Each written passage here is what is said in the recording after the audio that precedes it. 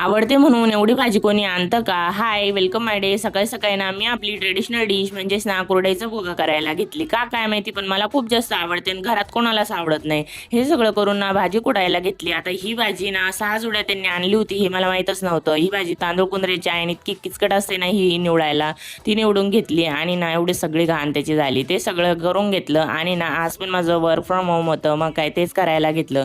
आणि ह्या लॅपटॉपला बघून ना सगळ्यांना वाटलं ह्या पट्ट्या कशासाठी लावल्या आहे, तर त्याचं रिझन लाडूबाईकडून तुम्ही ऐका. हे काय आहे? हात नाही लावायचा ना त्याला.